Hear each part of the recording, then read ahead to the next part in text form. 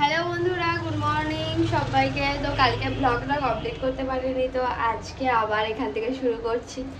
কারণ কালকে মেয়ে এত ফোনের জন্য বায়না করছিল, যে কারণে ফোনটা দিয়েই দিয়েছিলাম। আর কান্নাকাটি করছিল বলে আর বেকার বেশি হ্যারাসমেন্ট। দাঁড়া বলছি। তো আজকে রবিবার যেহেতু, ওই জন্য ভাবছি নিম পাতা খাবো। তো কয়েকটা নিম পাতা ধুয়ে খাবো আর বাকিটা ফ্রিজে রেখে দেবো। কি হলো? তো চলো নিম পাতাগুলো ছাড়িয়ে ধুয়ে নিই আর খেয়ে নিই। আজকে রবিবার আমার শ্বশুরমশাই বাজার থেকে হচ্ছে একটুখানি রুই মাছ এনেছিল, পোনা মাছ। ওই মাছ একটু ঝোল করে দিয়েছিলাম সকালবেলা উঠে একদম তাড়াতাড়িতে। তো তাড়াতাড়ি ঝোল করে নিয়ে চলে গেছে। আর আমার জন্য কি এনেছে দেখো, ঘুগনি আর সাথে এই হচ্ছে পরোটা। বেশি আনেনি, অল্প 100-150 মতো এনেছে, বেশি একদমই আনে না। তো আমার মেয়ে আবার এই পরোটাটা খেতে ভালোবাসে, কিন্তু আমি একদমই দিতে চাই না। কিন্তু কী করবো, বাড়িতে সবাই মিলে ওকে যারা প্যাম্পার করে, তো একটু বেশি আদুরে হয়ে যায় তখন। তো চলো তাহলে, রান্নাবান্নার সেরকম কিছুই নেই। মাছের ঝোল হয়েছিল আর ঢেঁড়স আলু তরকারি। হ্যাঁ বলো। আর আমি নিম পাতা অলরেডি খেয়ে, হ্যাঁ তো আমি নিম পাতা অলরেডি খেয়ে নিয়েছি। কি বলো না তুমি, এখানে কাজ করছি। তো দেখো জানলা থেকে ও দেখছে আর ডাকছে, দেখো ওই বসে আছে, পাগলি বসে আছে। নাও খেয়ে নাও। আর ও খেলছে। তো দেখো এবার মিনি এসেছে, দাঁড়া। তো এখানে সবাই পরোটা আর ঘুগনি খাচ্ছে, সোয়ারানি খাচ্ছে। আর এখানে আমার শাশুড়ি মা খাচ্ছে, চান করেছে সবে। তো ওরা খাক, আমি খাবো না। আমি যদি খাই একটু স্মুদি খাবো। তো চলো, আর আজকে রান্নাবান্না কি হবে। আজকে ওই বললাম না সকালবেলা ওই মাছের ঝোল হয়েছে, তো ওই একেবারে করে নিয়েছে। আর দেখি যদি বাজারে কোন যায় কেউ যদি, তাহলে রান্নাবান্না আবার রিপিট হবে, নইলে আর রিপিট হবে না। তো ওই নিয়ে আমরা কজন খেয়ে নেবো। একটা ভিখারি এসেছে, তো তাকে এই কাপড়টা দিয়ে দেবো, কারণ কাপড়টা আমরা পরি না। আর নতুন কাপড় একদম 2-1বার পরেছি, তো ভাবলাম দিয়েই দিয়ে। এসে শাড়ি চাইছে, বললাম একটা শাড়ি দে। তো ভাবলাম এটা দিয়ে দিই। আমার শাশুড়ির শাড়ি আমি বলেছিলাম রেখে দিতে, কেউ চাইলে দিয়ে দিতে। তো চলো দিয়ে দিই।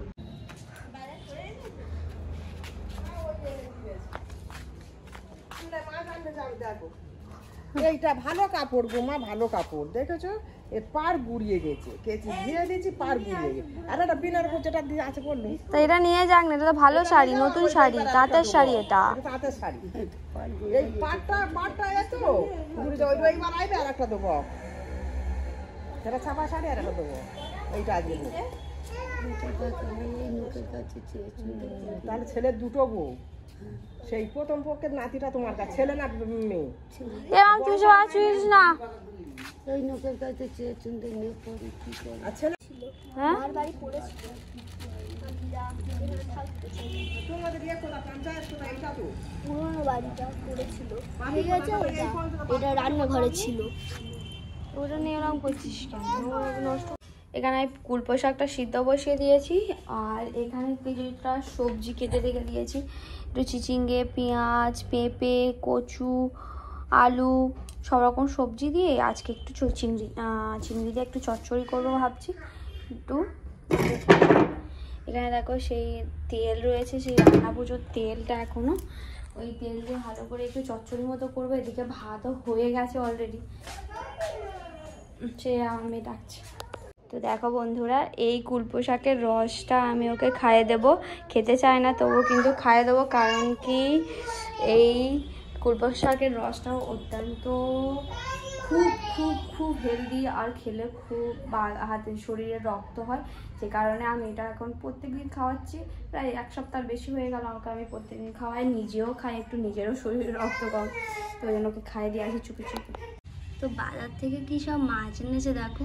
এই সব মাছ কিন্তু আমরা খাই না। এইসব মাছ মানে আমরা বলতে গেলে আমি আর সবই তো খাই না। এই পাঙস ট্যাংরা মাছ একদম বাজে গন্ধ লাগে, আমার যেন ভালো লাগে না। তো এখানে কই মাছ আর একটা এখানে শিং মাছ এনেছিল, সেই মাছটা আমি এখানে ভেজে নেব, নিয়ে কুলপো শাক দিয়ে করে নেব। এদিকে এটা হয়ে গেছে, এখানে মাছের তেল ছিল, মাছ ভাজার তেল দিয়ে আমি এই চচ্চড়িটা বসিয়ে দিচ্ছি। আমার শাশুড়ি মা সাইবার ক্যাপে গেছে, এখনও আসেনি, ওই জন্য ভাবলাম বসিয়েই দিই, সেই একটু ভেজে ভুজে ভালো করে নুন হলুদ দিয়ে আর বসিয়ে দেবো।